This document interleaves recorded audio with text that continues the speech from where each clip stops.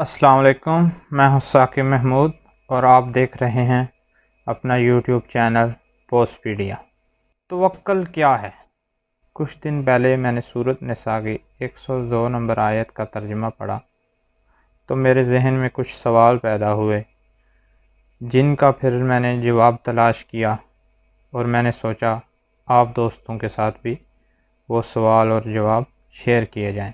یہ سب عرض کرنے سے پہلے میں آپ دوستوں سے کہنا چاہتا ہوں کہ میں کوئی مولوی، کوئی حافظ نہیں ہوں، میں ایک ادنا سا مسلمان ہوں۔ مجھے بہت ہچکچاہٹ محسوس ہوئی اس موضوع کے بارے میں بات کرتے ہوئے۔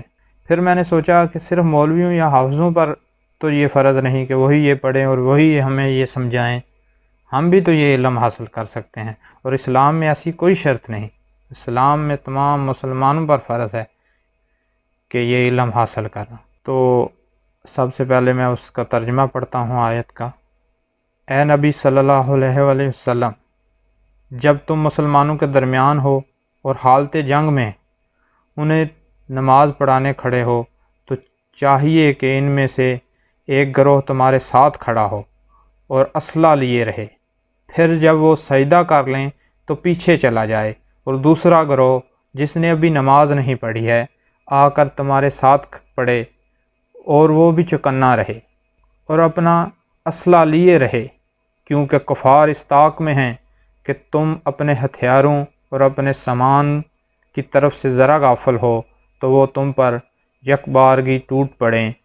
البتہ اگر تم بارش کی وجہ سے تکلیف محسوس کرو یا بیمار ہو تو اسلحہ رکھ دینے میں مذائقہ نہیں، مگر پھر بھی چوکنے رہو۔ یقین رکھو کہ اللہ نے کافروں کے لیے رسوا کن عذاب مہیا کر رکھا ہے۔ تو دوستو، اس آیت کا ترجمہ پڑھنے کے بعد میرے ذہن میں سوال آیا کہ پھر توکل کیا ہے؟ کہ سب سے بڑی بات کہ اس جنگ میں نبی صلی اللہ علیہ وسلم ہیں، تو اس جگہ یہ بھی تو آیت آ سکتی تھی کہ آپ لوگ نماز پڑھیں اور اللہ پر توکل کریں، کسی قسم کا خوف نہ کریں۔ تو پھر میں نے سرچ کیا، تھوڑا پڑھا اس بارے میں کہ توکل کیا ہے۔ تو جو میں نے اس سے سیکھا وہ عرض ہے کہ توکل اپنی حاجت کو مخلوق سے چھپانے کا نام ہے۔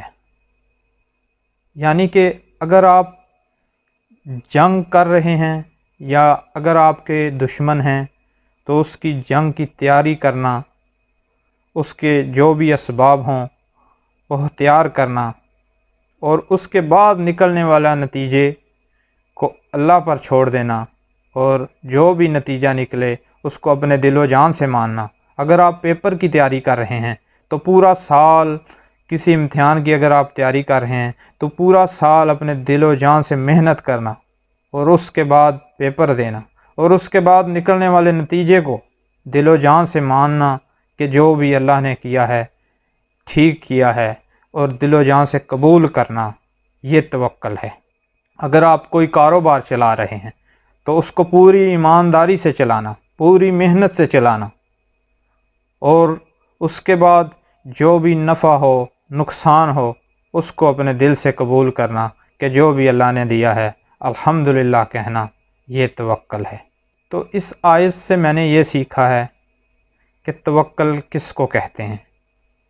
میری سب دوستوں سے گزارش ہے کم سے کم اس طرح ایک آیت کا ترجمہ پڑھ لیا کریں، اس کی تھوڑی سی تفسیر پڑھ لیا کریں۔